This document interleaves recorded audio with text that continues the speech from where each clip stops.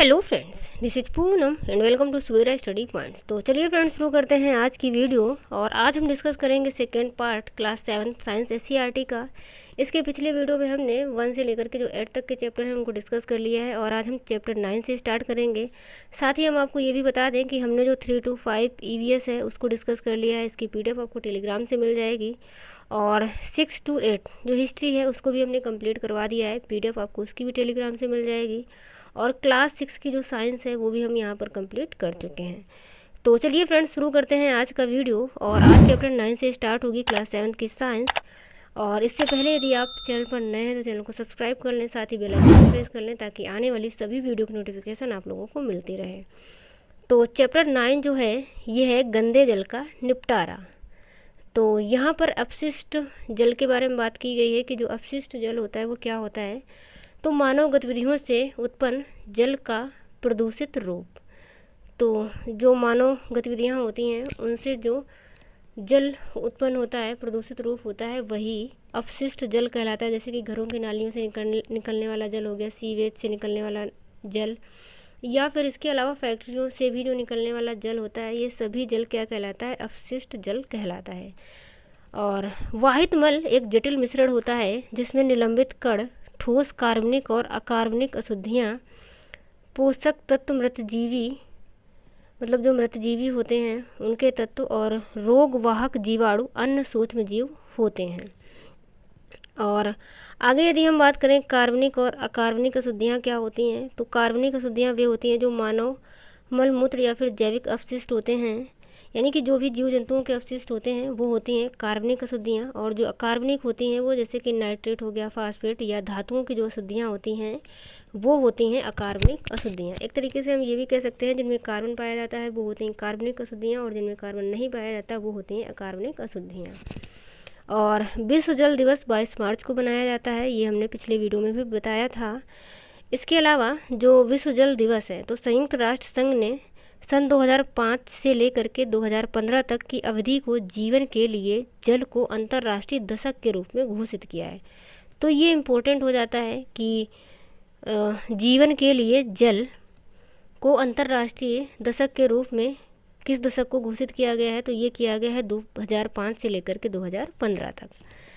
आगे यदि बात करें मानव मल का निपटान की वैकल्पिक व्यवस्था, यानी कि जो मानव मल है उसके निपटान के लिए क्या व्यवस्था की जा सकती है या फिर क्या किया जाना चाहिए, तो इसके लिए इम्पोर्टेंट है कि सेप्टिक टैंक हो, मोबाइल शौचालय या फिर कंपोस्टिंग पीट, इनकी व्यवस्था की जानी चाहिए। इन शौचालयों में मल बंद नालियों से होते हुए बायोगैस संयंत्र में चला जाता है। और जो बायोगैस है इसका उपयोग हम किस काम के लिए कर सकते हैं? भोजन बनाने में, रोशनी करने में भी उपयोग कर सकते हैं। और विश्व की पहली जल निकासी है तो नालियों का जो विकास है वो सिंधु घाटी सभ्यता में किया गया था। तो ये इम्पोर्टेंट पॉइंट हैं, इनको आपको याद रखने हैं। अब हम देख लेते हैं अगला चैप्टर। और अगला चैप्टर है विद्युत धारा और इसके प्रभाव। तो यहाँ पर विद्युत अवयव और विद्युत संकेत, इनके बारे में इस चैप्टर में बताया गया था कि कौन सा जो संकेत है वो किस अवयव का होता है। जैसे कि जो विद्युत सेल है उसका ये संकेत होता है, यहाँ पर जो ऐसे साइन होता है ये प्लस का होता है, और जो छोटा साइन होता है ये माइनस का होता है। तो इस तरीके से विद्युत सेल बनती है जहाँ पर एक पॉजिटिव और निगेटिव चार्ज रहता है। तो इस तरीके से जो हमारी विद्युत सेल है वो बनती है, ये साइन होता है विद्युत सेल का। और बल्ब की यदि हम बात करें तो ये बल्ब का सिंबल होता है। और स्विच ऑन, तो स्विच ऑन का ये सिंबल होता है, और स्विच ऑफ का ये सिंबल होता है, एंड बैटरी का ये सिंबल होता है। तो ये आपको सभी सिंबल याद रखने हैं आप लोगों को। यहाँ पर एक चीज़ हम आपको और बता दें, ये जो स्विच ऑन है तो स्विच ऑन का ये सिंबल होता है, और ये होता है स्विच ऑफ का। इसी को यहाँ पर आप देख सकते हैं कि ये जो लाइन है ये क्लोज है, तो इसको की क्लोज भी कहते हैं। और यहाँ पर की जो है वो ऑन है, खुली हुई है, तो इसको की ऑन या फिर स्विच ऑफ, और इसको स्विच ऑन या फिर की क्लोज कहते हैं। तो ये दोनों ही चीज़ें आपको यहाँ पर याद रखनी है। आगे हम बात कर लेते हैं विद्युत धारा का ऊष्मीय प्रभाव। तो किसी विद्युत चालक पदार्थ में जब विद्युत धारा प्रवाहित की जाती है तो वह भाग गर्म हो जाता है, उसे विद्युत धारा का ऊष्मीय प्रभाव कहते हैं। कहने से मतलब ये है कि कोई भी विद्युत चालक पदार्थ होता है तो उसमें जब विद्युत धारा यानी कि लाइट है जो वो प्रवाहित की जाती है तो फिर वह भाग गर्म हो जाता है, उससे विद्युत धारा का ऊष्मीय प्रभाव कहते हैं। और इसकी खोज किसने की थी? तो खोज की थी जेम्स प्रेस्कॉट जूल ने। और इसका उपयोग हम किस में कर सकते हैं? खाना बनाने के जो हीटर होते हैं उसमें, और विद्युत अपघटन में, प्रेस में, यानी कि आयरन जो होता है प्रेस करने में, जो कपड़ों वाली प्रेस होती है, और गीजर में, हेयर ड्रायर में। तो इसमें क्या होता है कि जो विद्युत धारा जब इसमें करंट प्रवाहित होती है तो वह पार्ट गर्म हो जाता है। जैसे प्रेस आपने देखा होगा, प्रेस से समझ सकते हैं, एक अच्छा एग्जांपल है। तो प्रेस गर्म हो जाती है तो उसे ही हम ऊष्मीय प्रवाह कहते हैं, ऊष्मीय प्रभाव कहते हैं। तो उसका फिर प्रयोग हम क्या करते हैं? कपड़ों में प्रेस करने के लिए करते हैं। इसी तरीके से हीटर का प्रयोग करते हैं, गीजर का और हेयर ड्रायर में। तो ये आपको याद रखने हैं कि जो ऊष्मीय प्रभाव होता है विद्युत धारा का, उसका हम प्रयोग कहाँ कहाँ कर सकते हैं। आगे हम बात कर लेते हैं, किसी तार द्वारा उत्पन्न ऊष्मा का परिमाण उस तार के पदार्थ की लंबाई और मोटाई पर निर्भर करता है। आगे बात करें विद्युत फ्यूज की, तो सुरक्षा युक्ति है और शॉर्ट सर्किट के कारण लगने वाली आग से सुरक्षा प्रदान करता है। इसके अलावा इसका जो गलनांक है वो कम होता है और प्रतिरोध ज़्यादा होता है। तो विद्युत फ्यूज किस लिए लगाया जाता है? ताकि जो शॉर्ट सर्किट है वो ना हो और उससे सुरक्षा प्रदान की जा सके। आजकल फ्यूज तार की जगह एमसीबी भी लगाए जाते हैं। एमसीबी की फुल फॉर्म की यदि बात करें तो मिनिएचर सर्किट ब्रेकर होता है, और सीएफएल का जो फुल फॉर्म है वो क्या होता है? Compact fluorescent lamp. तो सीएफएल का फुल फॉर्म भी आपको याद रखना है एंड एमसीबी का फुल फॉर्म भी आपको याद रखना है। सीएफएल के बारे में एक चीज़ और जान लेते हैं कि सीएफएल में फास्फोरस की कोटिंग वाली पतली ट्यूब होती है। ये ऊष्मा अधिक उत्सर्जित करती है, मतलब इसमें कम विद्युत का प्रयोग करने पर भी ये अधिक प्रकाश देती है, यानी कि ऊष्मा जो है अधिक उत्सर्जित होती है, यानी कि इससे जो रोशनी है वो ज़्यादा आती है, और जबकि जो लाइट है वो कम लगती है। आगे यदि हम बात करें विद्युत धारा का चुंबकीय प्रभाव, तो जब किसी चालक से विद्युत धारा प्रवाहित की जाती है तब चालक के चारों ओर चुंबकीय क्षेत्र उत्पन्न होता है। इसे विद्युत धारा का चुंबकीय प्रभाव कहते हैं। यानी कि किसी भी चालक में जब विद्युत धारा प्रवाहित की जाती है तो जिसमें भी विद्युत धारा प्रवाहित की जा रही है तो उसके आसपास का जो एरिया होता है वहाँ पर एक चुंबकीय क्षेत्र उत्पन्न हो जाता है। इसे ही विद्युत धारा का चुंबकीय प्रभाव कहते हैं। और इसकी खोज किसने की थी? तो ये की थी क्रिश्चियन ऑस्टर ने। इम्पोर्टेंट है, आपको याद रखना है। और इसका उपयोग कहाँ पर कर सकते हैं? विद्युत घंटी में, विद्युत मोटर या फिर टेलीफोन में। आगे हम बात कर लेते हैं, अगला चैप्टर है चैप्टर 10, रेशम से वस्त्र तक। तो सबसे पहले यहाँ पर हम ये जान लेते हैं कि ऊन की प्राप्ति हमें कहाँ कहाँ से होती है। तो भेड़ से होती है, और जो पहाड़ी बकरियाँ होती हैं ऊँट, याक, लांबा और अल्पेका। अंगोरा नस्ल की जो बकरी होती है ये जम्मू कश्मीर के पहाड़ी इलाकों में मिलती है। तो ये आपको याद रखना है कि जो अंगोरा नस्ल की बकरी है वो कहाँ पर मिलती है? जम्मू कश्मीर के पहाड़ी इलाकों में। और पश्मीना शाल इन्हीं के ऊन से बनाया जाता है। यानी कि जो पश्मीना शाल है वो किस नस्ल की बकरी से बनता है? तो वो बनता है अंगोरा नस्ल की बकरी से। या फिर ये भी क्वेश्चन पूछा जा सकता है कि ज़रूरी नहीं है नस्ल पूछी जाए, ऐसे भी क्वेश्चन पूछा गया है कि जो पश्मीना शॉल है वो किसकी ऊन से बनता है। तो ऑप्शन दिए रहते हैं भेड़ की, बकरी के, या इस तरीके के। तो वहाँ पर हमें बकरी ही टिक करना होता है, ज़रूरी नहीं है कि आपसे नस्ल भी पूछी जाए। कन्फ्यूज़ करने के लिए बकरी पूछ लिया जाता है, मतलब बकरी और ऊन दोनों ही ऑप्शन दे दिए जाते हैं। बट जो पश्मीना शाल है ये किससे बनती है? बकरी के ऊन से बनती है। याक की ऊन तिब्बत और लद्दाख में प्रचलित है। जो रेशा जंतुओं से प्राप्त होता है उसे जानतो रेशा कहते हैं। यानी कि जंतुओं से प्राप्त होने वाले रेशों को क्या कहते हैं? जानतो रेशा। जैसे कि ऊन हो गया और रेशम हो गया। तो ऊन हमें भेड़ बकरियों से प्राप्त होता है, तो भेड़ बकरी क्या है? जंतु हैं। और रेशम, तो जो रेशम कीट होता है उससे हमें रेशम प्राप्त होता है, तो वह भी एक जीव है। यानी कि जीव जंतुओं से जो प्राप्त होते हैं वो जानतो रेशा कहलाते हैं। ऊन उद्योग के छटाई विभाग में काम करने वाले व्यक्ति एंथ्रेक्स जीवाणु से संक्रमित हो जाते हैं। तो ये भी इम्पोर्टेंट है, ये आपको याद रखना है कि जो ऊन के उद्योग होते हैं उनमें काम करने वाले जो कर्मचारी होते हैं वो किस जीवाणु से संक्रमित होते हैं? तो वो होते हैं एंथ्रेक्स जीवाणु से। आगे हम बात कर लेते हैं सबसे पहले रेशम का जो उद्योग है वो कहाँ पर शुरू हुआ था, तो चीन में शुरू हुआ था। और रेशम कीट पालन क्या कहलाता है, ये कहलाता है सेरीकल्चर। टसर सिल्क कीट से रेशमी वस्त्र बनाया जाता है। आगे हम बात कर लेते हैं रेशे निकलने से लेकर धागा बनाने की विधि की प्रक्रिया रेशम रीलिंग कहलाती है। यानी कि रेशा निकालने की जो प्रक्रिया होती है, तो रेशे को निकालने से लेकर के धागा बनने तक की जो प्रक्रिया होती है वो क्या कहलाती है, रेशम रीलिंग कहलाती है। आगे हम देख लेते हैं चैप्टर 12 अम्ल, क्षार और लवण। तो अम्ल का स्वाद कैसा होता है, ये होता है खट्टा। और क्षार कैसा होता है, ये होता है तीखा या फिर कड़वा कह सकते हैं। तो नींबू के जैसा परीक्षण देने वाला पदार्थ अम्लीय कहलाता है। और साबुन के विलयन जैसा परीक्षण देने वाला पदार्थ क्षार कहलाता है। यानी कि जिसमें झाग जैसी बनती है, साबुन में झाग बनती है ना, तो वैसी ही झाग जिस परीक्षण में बने तो वो क्षार होता है। और ऐसा परीक्षण जिसमें नींबू के जैसा रस मिले तो वो हमारा अम्लीय पदार्थ होता है। आगे हम बात कर लेते हैं सूचक के बारे में। तो सूचक वे पदार्थ होते हैं जिनके द्वारा अम्ल और क्षार होने की जांच की जाती है, सूचक कहलाते हैं। मतलब जो सूचक होते हैं उनके माध्यम से हम ये पता कर सकते हैं कि कोई भी विलयन जो है वो अम्लीय विलयन है या फिर क्षारीय विलयन है। तो जो लिटमस होते हैं ये किन किन चीज़ों से बनाए जाते हैं, हल्दी का, और लिटमस गुलाब की पंखुड़ी का। आगे हम बात कर लेते हैं लिटमस। तो यह एक प्राकृतिक सूचक है, लाइकेन का बना होता है। और जो लाइकेन है ये किनका, सहजीवी होता है, कवक और शैवाल का। ये भी आपको याद रखना है। इसके अलावा साबुन का विलयन हल्दी को लाल कर देता है। तो आपने देखा होगा कि यदि आपके कपड़ों में कभी हल्दी का दाग वगैरह यदि लग जाता है, उसके बाद जब आप कपड़े धुलने जाते हैं तो जैसे ही आप साबुन लगाते हैं तो वो दाग पीले से कैसा हो जाता है, लाल कलर का हो जाता है। तो जो हल्दी है ये साबुन का विलयन जो होता है तो ये हल्दी को लाल कर देता है। और अम्ल नीले लिटमस को लाल कर देता है तथा लाल लिटमस पर कोई प्रभाव नहीं डालता। यानी कि जो अम्ल होता है, ये आपको याद रखना है कि जो अम्ल होता है वो नीले लिटमस को लाल कर देता है किंतु लाल लिटमस पर कोई प्रभाव नहीं डालता।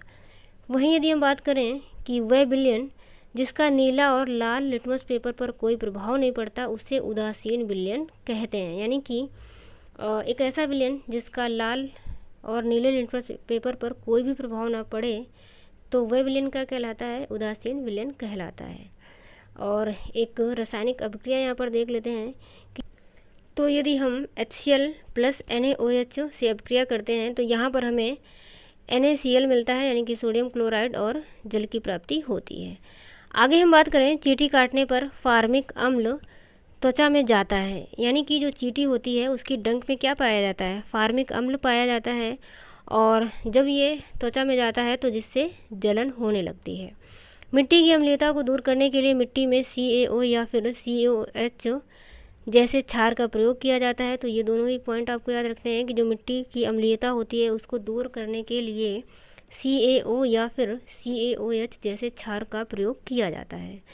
मिट्टी की क्षारीयता दूर करने के लिए मिट्टी में जैव पदार्थ मिलाया जाता है। तो अम्लीयता को दूर करने के लिए किसका प्रयोग किया जाता है, एंड क्षारीयता को दूर करने के लिए जैव पदार्थों को मिलाया जाता है। दांतों का जो क्षय है वो अम्ल के कारण होता है। और अम्लीय वर्षा जो होती है वो भवन को, इमारतों को और पौधे तथा जंतुओं को क्षति पहुंचाती है। तो अम्लीय वर्षा काफ़ी हानिकारक होती है, जो जीव जंतुओं के साथ साथ इमारतों और भवनों को भी क्षति पहुंचाती है। कार्बन, नाइट्रोजन और सल्फर के ऑक्साइड गैस वर्षा जल में घुल करके क्रमशः कार्बोनिक अम्ल, यानी कि जो कार्बन का ऑक्साइड है वो कार्बोनिक अम्ल बनाता है, और नाइट्रोजन के जो ऑक्साइड है वो नाइट्रिक अम्ल, एंड सल्फर के जो ऑक्साइड हैं वो सल्फ्यूरिक अम्ल बनाते हैं, जो अम्ल वर्षा के रूप में पृथ्वी में आते हैं। यानी कि जो अम्लीय वर्षा होती है उनमें से कौन कौन से तत्व होते हैं, तो कार्बन होता है, नाइट्रोजन होता है और सल्फर होता है। इन्हीं के जो ऑक्साइड हैं यानी कि कार्बोनिक अम्ल, नाइट्रिक अम्ल और सल्फ्यूरिक अम्ल अम्लीय वर्षा में उपस्थित रहते हैं। आगे हम बात करते हैं अगला चैप्टर 13। तो चैप्टर 13 है मिट्टी। तो मिट्टी की यदि हम बात करें, मिट्टी का निर्माण पवन, जल और जलवायु की प्रक्रिया से चट्टानों में अपक्षय से मिट्टी बनती है। अपक्षय से मतलब है टूटने फूटने से। तो जो चट्टानें होती हैं तो वो पवन, जल और जलवायु के माध्यम से या हवा के माध्यम से टूट फूट जाती हैं तो उसी से मिट्टी का निर्माण होता है। ह्यूमस की यदि बात करें तो मिट्टी में उपस्थित सड़े गले जैव पदार्थ को ह्यूमस कहा जाता है। और मिट्टी के प्रकार हम यहाँ पर देख लेते हैं, उनके कणों के आधार पर यहाँ पर मिट्टी को वितरित किया गया है इस चैप्टर में। तो हम यहाँ पर मिट्टी के प्रकार उनके कणों के आधार पर ही समझेंगे। तो बलुई मिट्टी, इस मिट्टी में जो कण होते हैं उनका अनुपात ज़्यादा होता है, कण अपेक्षाकृत बड़े होते हैं और कण बड़े होने के कारण इसके बीच में रिक्त स्थान होता है। और चिकनी मिट्टी की बात करें तो इस मिट्टी में सूक्ष्म कणों का अनुपात ज़्यादा होता है और इसमें नमी भी ज़्यादा देर तक बनी रहती है। इसके अलावा खिलौने बर्तन बनाने में इसका उपयोग किया जाता है। तो ये आपको याद रखना है कि जो खिलौने होते हैं बर्तन बनाने में किस मिट्टी का उपयोग किया जाता है, तो ये किया जाता है चिकनी मिट्टी का। एंड इनके जो कण होते हैं वो कैसे होते हैं, सूक्ष्म कण होते हैं और नमी ज़्यादा देर तक इनमें बनी रहती है। आगे बात करें दोमट मिट्टी की, तो इसमें छोटे कण और बड़े कण का अनुपात लगभग समान ही रहता है। इसमें ह्यूमस अच्छी होती है किंतु चिकनी मिट्टी से कम होती है। मतलब जो चिकनी मिट्टी है उसमें ह्यूमस ज़्यादा अच्छी होती है। दोमट मिट्टी में भी ह्यूमस अच्छी होती है बट उतनी नहीं अच्छी होती जितनी कि चिकनी मिट्टी में, और खेती के लिए उपयुक्त है। और जल धारण की क्षमता जो है वो भी इसमें अच्छी होती है, लेकिन जो जल धारण की क्षमता है वो भी चिकनी मिट्टी से इसमें कम होती है। चिकनी मिट्टी में जल धारण की क्षमता ज़्यादा अधिक होती है। आगे यदि हम बात करें चिकनी मिट्टी और दोमट मिट्टी में उगने वाली जो फसलें होती हैं वो कौन कौन सी होती हैं, गेहूँ हो गया, मक्का, चना, धान। और आदर्श मिट्टी किसे कहा जाता है, तो जैव पदार्थ से समृद्ध हो, मतलब ऐसी मिट्टी जो जैव पदार्थ से समृद्ध हो, साथ ही जल धारण क्षमता अच्छी होनी चाहिए, तो ऐसी मिट्टी आदर्श मिट्टी कहलाती है। और दोमट और बालू मिट्टी में उगने वाले जो पौधे होते हैं, अरहर, मसूर और आलू। अपर्दन की बात करें तो हवा, पानी, बर्फ द्वारा मिट्टी की ऊपरी परत का हटना अपर्दन कहलाता है। यानी कि जो मिट्टी की ऊपरी परत होती है तो बारिश के द्वारा या फिर हवा के माध्यम से हट जाती है, तो उसे ही मिट्टी का अपर्दन कहते हैं। अगला चैप्टर 14 पौधों में संवहन। तो यहाँ पर मूल रोम के बारे में समझते हैं। मूल रोम पौधों की जड़ों में धागे जैसी संरचना होती है जिसे मूल रोम कहते हैं। तो जड़ें यदि आपने देखी होंगी तो जड़ों में पतली पतली संरचनाएं होती हैं जिन्हें मूल रोम कहा जाता है। और ये मृदा से जल और खनिज लवणों का अवशोषण करके पत्तियों तक पहुंचाते हैं। तो जो मूल रोम होते हैं वही ज़मीन से जल और खनिज लवणों का अवशोषण करते हैं। संवहन की यदि हम बात करें कि संवहन किसे कहते हैं, तो जल, खनिज लवण तथा भोजन का पौधों के विभिन्न भागों तक पहुंचाना ही संवहन कहलाता है। तो पौधों में जो संवहन ऊतक होते हैं वो दो प्रकार के होते हैं, जाइलम और फ्लोएम। तो जो जाइलम होता है वो जल और खनिज लवण का खनिज लवण का संवहन करता है, और जो फ्लोएम होता है वो भोजन का संवहन करता है। तो आपको यहाँ पर याद रखना है कि जा से जाइलम और जा से ही जल होता है, तो कन्फ्यूजन नहीं होनी चाहिए। इस वजह से ऐसे याद रख लेंगे कि जाइलम जो है वो जल और खनिज लवण का संवहन करता है, और जो फ्लोएम है फा से फूड और फा से फ्लोएम हो जाएगा, यानी कि भोजन का संवहन करता है फ्लोएम। तो फ्लोएम के माध्यम से भोजन का संवहन होता है और जाइलम के माध्यम से जल और खनिज लवणों का संवहन होता है। जैसे कि हमने मनुष्य में पाचन जब पढ़ाया था तो वहाँ पर बताया था कि जो छोटी आंत होती है वहाँ पर भोजन का अवशोषण होता है, जबकि जो बड़ी आंत होती है वहाँ पर जल और खनिज लवणों का अवशोषण होता है। तो उसी तरीके से यहाँ पर जाइलम और फ्लोएम होते हैं। तो जाइलम में जल और खनिज लवण और फ्लोएम में भोजन का संवहन होता है। आगे हम बात कर लेते हैं वाष्पोत्सर्जन की। तो पत्तियों से जल वाष्प के रूप में जो जल होता है वही जल निकलता है, तो वो वाष्पोत्सर्जन कहलाता है। और वाष्पोत्सर्जन पत्तियों के रंध्रों के द्वारा होता है, मतलब कि जो पत्तियां होती हैं उनमें छोटे छोटे छिद्र पाए जाते हैं, उन्हें ही रंध्र कहा जाता है। तो उन्हीं के माध्यम से वाष्पोत्सर्जन की जो प्रक्रिया है वो होती है। दिन में ज़्यादा और रात में वाष्पोत्सर्जन कम होता है। इसके अलावा तेज़ हवा में वाष्पोत्सर्जन की जो दर है वो बढ़ जाती है और आर्द्रता बढ़ने से घट जाती है। यानी कि आर्द्रता यदि अधिक हो जाती है तो उस टाइम वाष्पोत्सर्जन की जो प्रक्रिया है, या कह सकते हैं कि वाष्पोत्सर्जन की जो दर है वो घट जाती है। अगला चैप्टर है चैप्टर 15 जीवों में श्वसन। तो यहाँ पर हम श्वसन प्रक्रिया को समझेंगे। अंतःश्वसन की बात करें तो ऑक्सीजन युक्त हवा शरीर के अंदर ले जाने की क्रिया अंतःश्वसन कहलाती है। अंतः से मतलब क्या होता है कि जब हम सांस को अंदर ले जाते हैं वो अंतःश्वसन होता है। और उसके बाद जो श्वसन के दौरान की जो रासायनिक अभिक्रिया होती है इसको भी समझ लेते हैं।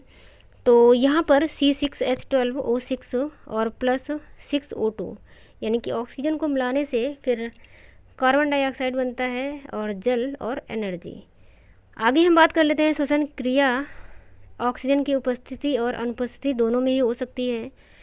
और ऑक्सी श्वसन की बात करें तो ऑक्सी श्वसन से मतलब है कि ऐसा श्वसन जहाँ पर ऑक्सीजन की उपस्थिति हो। तो जब श्वसन की क्रिया में ग्लूकोज का अपघटन ऑक्सीजन की उपस्थिति में होता है उसे ऑक्सी श्वसन कहते हैं। यहाँ पर क्या होता है कि जो ग्लूकोज होता है प्लस ऑक्सीजन, उसके बाद फिर कार्बन डाइऑक्साइड, जल और एनर्जी यहाँ पर निकलती है।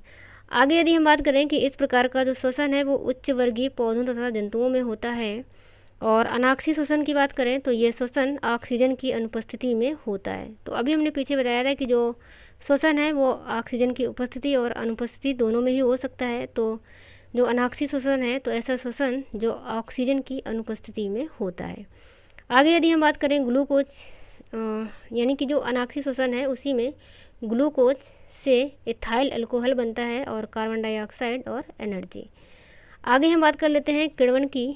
तो ऑक्सीजन की अनुपस्थिति में ग्लूकोज का अल्कोहल में विघटन किण्वन कहलाता है। और जो किण्वन विधि है इससे श्वसन किन में होता है, तो ये श्वसन होता है मुख्यतः सूक्ष्म जीवों जैसे कि एंट अमीबा हो गया, गोल कृमि या फिर बैक्टीरिया। तो ये भी आपको याद रखना है कि किण्वन विधि से जो श्वसन है वो किस में होता है, सूक्ष्म जीवों में होता है, जो कि एंट अमीबा, गोल कृमि या फिर बैक्टीरिया आदि हो सकते हैं।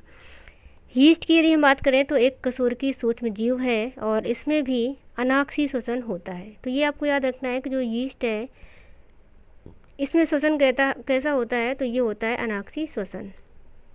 और यहाँ पर उसके बाद यदि बात करें कि इसका उपयोग हम कहाँ पर कर सकते हैं, तो शराब में इसका उपयोग किया जाता है। पाव रोटी जो होती है तो इसको फुलाने में यीस्ट का उपयोग करते हैं और बिस्कुट में भी इसका उपयोग करते हैं। आगे यदि हम बात करें अंतः श्वसन की, तो अंतः श्वसन के दौरान जो डायाफ्राम है ये नीचे चला जाता है और पसलियाँ ऊपर और बाहर की ओर गति करती हैं, जिससे वक्ष गुहा का आयतन बढ़ जाता है और वायु फेफड़े में प्रवेश कर जाती है। वहीं पर यदि उच्च श्वसन की बात करें तो इसमें क्या होता है कि जो डायाफ्राम है वो ऊपर चला जाता है। मतलब अंतः श्वसन में डायाफ्राम नीचे ऐसे डायाफ्राम बना होता है, मतलब ऐसे और ऐसे। तो जब अंतः श्वसन होता है तो डायाफ्राम ऐसे नीचे चला जाता है और जब उच्च श्वसन होता है तो डायाफ्राम ऐसे यही ऊपर को चला जाता है। और जो पसलियाँ हैं वो उच्च श्वसन में अंदर की ओर गति करती हैं, मतलब नीचे चली जाती हैं वो भी, जिससे वक्ष गुहा का जो आयतन है वो कम हो जाता है यहाँ पर उच्च श्वसन में। और जो वायु है वो फेफड़ों से बाहर चली जाती है। तो यहाँ पर ये हमने इसका फिगर भी बनाया हुआ है, ये आप देख सकते हैं। डायाफ्राम है यहाँ पर और ये नासिका है। तो यहाँ से श्वास जब आप लेते हैं तो जब अंतः श्वसन होता है तो डायाफ्राम नीचे चला जाता है और जब उच्च श्वसन होता है तो ये डायाफ्राम ऐसे ऊपर की तरफ हो जाता है। अब हम यहाँ पर देख लेते हैं ऑक्सीजन रक्त के माध्यम से कोशिकाओं तक पहुँचता है, यानी कि जो ऑक्सीजन है वो हमारे शरीर में किसके माध्यम से पहुँचती है, तो वो पहुँचती है रक्त के माध्यम से।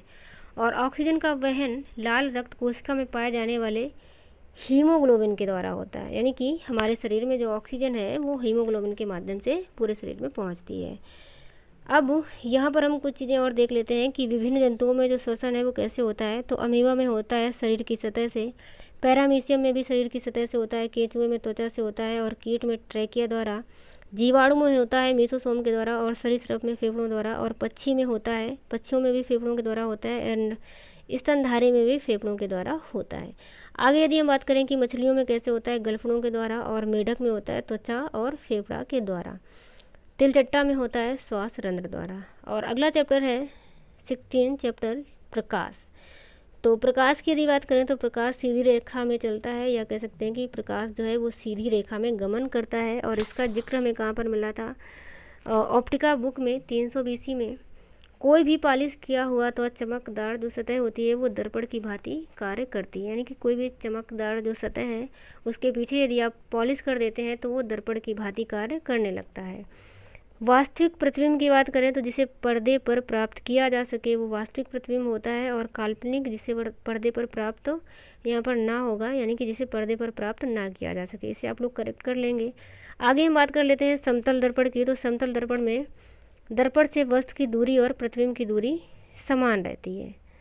तो जो समतल दर्पण होता है यहाँ पर दोनों की दूरी कैसी रहती है, समान रहती है। और प्रतिबिंब की यदि हम बात करें तो जो प्रतिबिंब होता है समतल दर्पण में वो सीधा बनता है, काल्पनिक बनता है और पार्श्व में उल्टा। तो पार्श्व में उल्टे से मतलब क्या है, क्योंकि जो प्रतिबिंब है वो तो सीधा ही बनता है, काल्पनिक बनता है। तो जब आप शीशा देखते हैं तो आपने देखा होगा कि आप वहाँ पर उल्टे तो दिखते नहीं हैं, सीधे ही दिखते हैं, और जो आपका प्रतिबिंब है वो वास्तविक नहीं होता। किंतु पार्श्व में उल्टे से मतलब है कि जो दायां होता है वो बाएं की तरफ दिखता है और जो बायां होता है वो दाएं की तरफ दिखता है, यानी कि इस तरीके का जो उल्टा होता है वो पार्श्व में उल्टा कहलाता है। और बिंब का आकार प्रतिबिंब के आकार के बराबर होता है। बिंब से मतलब है यहाँ पर जो वस्तु होती है, तो वस्तु का आकार प्रतिबिंब के आकार के बराबर होता है, और बिंब की दूरी यानी कि जो वस्तु की दूरी है वो प्रतिबिंब की दूरी के बराबर होती है। और प्रतिबिंब का वेग की यदि हम बात करें तो यहाँ पर आप देख सकते हैं कि जो बिंब का आकार है प्रतिबिंब है वो बराबर है, दूरी भी बराबर है, किंतु जो वेग होता है वो बिंब के वेग के डबल के बराबर होता है। तो ये चीज़ें आपको याद रखनी है। और आगे हम यहाँ पर देख लेते हैं गोलीय दर्पण। तो जो गोलीय दर्पण है वो अवतल दर्पण और उत्तल दर्पण दो प्रकार का होता है। अवतल दर्पण और उत्तल दर्पण। तो अवतल दर्पण की यदि बात करें, अवतल दर्पण का उपयोग हम कहाँ पर करते हैं, ये इंपॉर्टेंट है, पूछ किया जाता है कि दाढ़ी बनाने में किस दर्पण का उपयोग करते हैं, तो करते हैं अवतल दर्पण का। इसके अलावा आँख कान नाक के जो और दांत के जो डॉक्टर होते हैं वो भी अवतल दर्पण का ही प्रयोग करते हैं, और सर्च लाइट एंड हेडलाइट में अवतल दर्पण का प्रयोग किया जाता है। और जो उत्तल दर्पण है उसका उपयोग हम गाड़ियों में चालक के बगल में यानी कि जो साइड मिरर होता है उसके रूप में करते हैं। अब हम बात कर लेते हैं प्रतिबिंब की। तो रियल इमेज इसमें बनता है, यानी कि वास्तविक प्रतिबिंब बनता है अवतल दर्पण में, और वस्तु से बड़ा छोटा और समान आकार का बनता है। यानी कि जो प्रतिबिंब होता है अवतल दर्पण में वो कैसा बनता है, वस्तु से बड़ा भी बन सकता है, छोटा भी बन सकता है, और वस्तु के बराबर भी बन सकता है, और वस्तु की स्थिति पर निर्भर करता है। जबकि हम देख सकते हैं जो उत्तल दर्पण है इसमें प्रतिबिंब जो है वो वस्तु से छोटा ही बनेगा, और कैसा बनेगा, आभासी बनेगा, हमेशा पीछे बनता है और सीधा बनता है, ध्रुव और फोकस के बीच बनता है। जबकि यहाँ पर क्या है, वस्तु की स्थिति पर निर्भर करता है। आगे हम बात कर लेते हैं अगला पॉइंट, और अगला है कि लेंस। तो यहाँ पर लेंस को समझेंगे, अवतल लेंस और उत्तल लेंस। अवतल लेंस की यदि बात करें, वह लेंस जो किनारों की अपेक्षा बीच में पतले प्रतीत होते हैं अवतल लेंस कहलाते हैं। इसका जो प्रतिबिंब है वो हमेशा सीधा और आभासी बनता है, वस्तु से छोटा बनता है, और इसका प्रयोग हम कहाँ पर करते हैं, निकट दृष्टि दोष में। और जो उत्तल लेंस है वह लेंस जो किनारों की अपेक्षा बीच में मोटे प्रतीत होते हैं वह उत्तल लेंस कहलाते हैं, और इसका जो प्रतिबिंब है वो वास्तविक और उल्टा बनता है, एंड उसका उपयोग दूरदृष्टि दोष में करते हैं। यहाँ पर एक चीज़ हम आपको बता दें कि यदि आपको कन्फ्यूजन होती है कि किस लेंस का उपयोग किस में करते हैं, मतलब किसका उपयोग हम निकट दृष्टि दोष में करते हैं और किसका उपयोग हम दूरदृष्टि दोष में करते हैं, तो एक छोटी सी ट्रिक के माध्यम से आप याद रख सकते हैं। जैसे कि जब छोटा बड़ा पढ़ते हैं तो छोटा आपका पहले आता है, यानी कि छोटा पास है और जो छोटा ऊ है वह दूर है। तो ऐसे छोटा ऊ से मतलब होता है उत्तल लेंस, और जो ऊ है वो दूर है, यानी कि इसका उपयोग दूर दृष्टि दोष में, और छोटा पास है यानी कि निकट है तो निकट दृष्टि दोष। ऐसे आप याद रख सकते हैं यदि आपको कन्फ्यूजन होती है या आप बार बार भूल जाते हैं। तो आगे हम बात कर लेते हैं इंद्रधनुष आकाश में सूर्य के विपरीत दिशा में निकलता है, और सफ़ेद रंग 7 रंगों से मिलकर के बना होता है। अगला चैप्टर है चैप्टर 17 पौधों में प्रजनन। तो यहाँ पर जो जनन होता है, जनन से मतलब है कि जनकों द्वारा अपने जैसे संतति उत्पन्न करना जनन कहलाता है। संतति से मतलब है कि अपने जैसे ही संतान उत्पन्न करने की जो प्रक्रिया है वो जनन कहलाती है। और प्रकार की बात करें तो लैंगिक जनन और अलैंगिक जनन। तो जो लैंगिक जनन होता है इसमें बीज द्वारा नए पौधे का जन्म होता है, यानी कि पौधों में यदि हम लैंगिक जनन की बात करें तो जहाँ पर बीज के माध्यम से नए पौधे का जन्म होता है वो लैंगिक जनन कहलाता है। और अलैंगिक जनन जड़ तना पत्ती कली द्वारा नए पौधे का जन्म, ये अलैंगिक जनन कहलाता है। जैसे कि गुलाब आपने देखा होगा तो गुलाब की डाली को यदि काट कर आप लगा देते हैं तो एक नया पौधा बन जाता है। उसी तरीके से सहजन हो गया, नींबू और अमरूद का कलम, मनी प्लांट हो गया, आलू हो गया, गन्ना और हल्दी और अदरक। तो ये सभी कैसे होते हैं, इनमें अलैंगिक जनन होता है। ब्रायोफाइलम की पत्तियों में उपस्थित कली से नए पौधे का जन्म हो जाता है, ये भी याद रखना है आपको। और मुकुलन के माध्यम से किस में होता है, ईस्ट में और हाइड्रा में मुकुलन के माध्यम से होता है। और खंडन शैवाल में, यानी कि जो शैवाल है वो खंडित हो जाता है, और उसके बाद एक नए शैवाल का जन्म हो जाता है या फिर एक नया शैवाल विकसित हो जाता है। बीजाणु निर्माण की बात करें तो कवक के जो बीजाणु होते हैं वो हल्के होने के कारण हवा में तैरते रहते हैं, जिसके कारण नए नए कवक उगते हैं। आगे हम बात कर लेते हैं जंतुओं में रक्त परिसंचरण और उत्सर्जन की बात करते हैं। तो श्वसन क्रिया में निर्मित अपशिष्ट पदार्थ CO2 फेफड़ा तक पहुंचकर उच्च श्वसन द्वारा बाहर निकलती है और ये कार्य रक्त परिसंचरण के द्वारा किया जाता है। यानी कि जो कार्बन डाइऑक्साइड है वो फेफड़ों तक पहुंचने के बाद फिर जब बाहर निकलती है तो वो किसके माध्यम से निकलती है, तो वो किसका कार्य होता है, वो होता है रक्त परिसंचरण का। विश्रामावस्था में किसी स्वस्थ व्यक्ति की नाड़ी का जो स्पंदन होता है वो होता है 72 से 80 प्रति मिनट। आगे हम बात कर लेते हैं हृदय के बारे में। तो जो हृदय है ये वक्ष गुहा में स्थित होता है और मुट्ठी के आकार के बराबर होता है और इसमें 4 कक्ष उपस्थित होते हैं। आप देख सकते हैं 1, 2, 3 और 4। तो ये 4 कक्ष उपस्थित होते हैं हृदय में। और श्वसन क्रिया है तो हमारे शरीर में 2 प्रमुख वाहिका पाई जाती हैं जिसे धमनी और सिरा कहते हैं। तो यहाँ पर एक चीज़ आपको याद रखनी है कि जो धमनियाँ होती हैं उनमें शुद्ध रक्त प्रवाहित होता है और सिराओं में अशुद्ध रक्त प्रवाहित होता है। इसको भी आप ऐसे याद रख सकते हैं कि जो सिरा है सिरा से शुद्ध होना चाहिए, बट शुद्ध इसमें प्रवाहित नहीं होता है। इसमें कैसा प्रवाहित होता है, अशुद्ध प्रवाहित होता है और धमनियों में शुद्ध रक्त प्रवाहित होता है। तो इस चीज़ को हमने यहाँ पर लिखा हुआ भी है कि जो धमनी होती हैं इसकी दीवारें मोटी और लचीली होती हैं और इसका कार्य क्या होता है, हृदय से ऑक्सीजन युक्त यानी कि शुद्ध रक्त को शरीर के सभी अंगों तक ले जाना। यानी कि जो धमनी है उसमें शुद्ध रक्त प्रवाहित होता है और जो सिराएँ होती हैं इनमें इनकी जो दीवारें हैं वो पतली होती हैं और इसका कार्य होता है कार्बन डाइऑक्साइड युक्त अशुद्ध रक्त को, यानी कि सिराओं में कैसा होता है, अशुद्ध रक्त को शरीर के सभी भागों से हृदय तक ले जाना। किंतु फुफ्फुस धमनी और फुफ्फुस सिरा, तो अभी हमने बताया था कि जो सिराएँ होती हैं उनमें अशुद्ध रक्त प्रवाहित होता है, किंतु फुफ्फुस सिरा एक ऐसी सिरा है जिसमें शुद्ध रक्त का प्रवाह होता है। यानी कि जो फुफ्फुस सिरा है वो शुद्ध रक्त को बाएं अलिंद में ले जाती है। और धमनियों में वैसे शुद्ध रक्त का प्रवाह होता है, किंतु फुफ्फुस धमनी एक ऐसी धमनी है जिसमें अशुद्ध रक्त को फेफड़ों में ले जाती है फुफ्फुस धमनी। तो फुफ्फुस धमनी में अशुद्ध रक्त और फुफ्फुस सिरा में शुद्ध।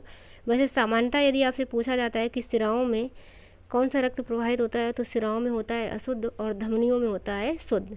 किंतु यदि आपसे नाम से पूछा जाता है कि फुफ्फुस धमनी में कौन सा रक्त होता है और फुफ्फुस सिरा में, तो आप यहाँ पर ये चीज़ें बताएंगे। इसको हम इस फिगर से भी समझ सकते हैं आसानी से पूरी प्रक्रिया को, कि सबसे पहले क्या होता है, जो संपूर्ण शरीर का जो अशुद्ध रक्त है वो अग्र सिरा, अग्र महासिरा ये है और ये है पश्चिम महासिरा। तो अग्र महासिरा और पश्चिम महासिरा के माध्यम से संपूर्ण शरीर का जो अशुद्ध रक्त है वो जाता है दाएं अलिंद में। तो ये क्या है, ये है दायां अलिंद। तो अग्र और पश्चिम महासिरा से संपूर्ण शरीर का जो अशुद्ध रक्त है वो दाएं अलिंद में जाता है और दाएं अलिंद में जाने के बाद फिर यहाँ पर एक त्रिवलनी कपाट होता है, ये कपाट खुल जाता है और फिर इस कपाट के माध्यम से जो अशुद्ध रक्त है वही पूरा वो दाएं निलय में चला जाता है। और फिर दाएं निलय के बाद ये आप देख सकते हैं फुफ्फुस महाधमनी। तो फुफ्फुस महाधमनी में कैसा रक्त होता है, अभी हमने बताया अशुद्ध होता है। तो फुफ्फुस जो धमनी होती है तो यहाँ से रक्त फुफ्फुस धमनी में चला जाता है और फुफ्फुस धमनी में जाने के बाद फिर इसका शुद्धिकरण होता है फेफड़ों में और फेफड़ों से रक्त शुद्ध होने के बाद फिर ये है फुफ्फुस सिरा। तो फुफ्फुस सिरा से आता है बाएं अलिंद में और बाएं अलिंद में फिर यहाँ पर है द्विवलनी कपाट, यानी कि एक तरफ है त्रिवलनी एक तरफ है द्विवलनी। फिर यहाँ पर द्विवलनी कपाट खुल जाता है तो बाएं अलिंद से रक्त आ जाता है बाएं निलय में और बाएं निलय से फिर ये रक्त यहाँ से ऐसे चला जाता है, किस में चला जाता है, ये क्या है, महाधमनी। तो फिर ये यहाँ से चला जाता है महाधमनी में और महाधमनी के बाद फिर ये जाता है संपूर्ण शरीर में। तो ये पूरी प्रक्रिया होती है और इस प्रक्रिया को हमने फिगर के माध्यम से समझाया। आशा करती हूँ कि आप लोगों को अच्छे से समझ में आया होगा। और आगे हम बात कर लेते हैं हृदय स्पंदन की, यानी कि जो धड़कन होती है। तो हृदय मांसपेशियों का लयबद्ध सिकुड़ना और फैलना हृदय स्पंदन कहलाता है।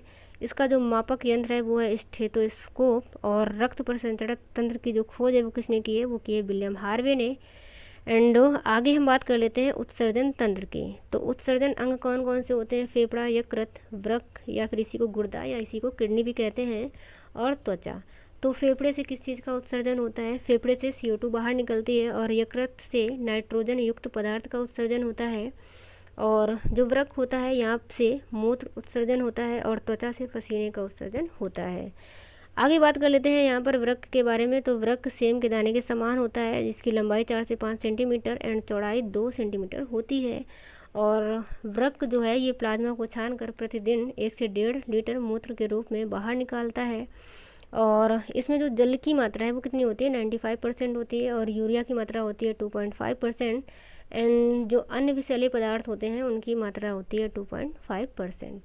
आगे हम बात कर लेते हैं कि जो गुर्दा है वो पेनिसिलिन को भी छानता है, और इसके अलावा गुर्दे में बनने वाली जो पथरी होती है वो कैल्शियम ऑक्सीलेट की बनी होती है। और रक्त को छानने की जो प्रक्रिया है वो अपोहन यानी कि डायलिसिस कहलाती है। इसके अलावा त्वचा में श्वेत ग्रंथियों के माध्यम से पसीना बाहर निकलता है। तो त्वचा में श्वेत ग्रंथियाँ पाई जाती हैं जिनके माध्यम से ही जो पसीना है वो बाहर निकलता है। तो फ्रेंड्स, ये थी क्लास 7 की SCERT साइंस की। मैं आशा करती हूँ कि आप लोगों को समझ में आया होगा अच्छे से। एंड वीडियो अगर पसंद आई है तो वीडियो को लाइक एंड शेयर कर दें। साथ ही चैनल पर यदि आप पहली बार आए हैं तो चैनल को सब्सक्राइब कर लें।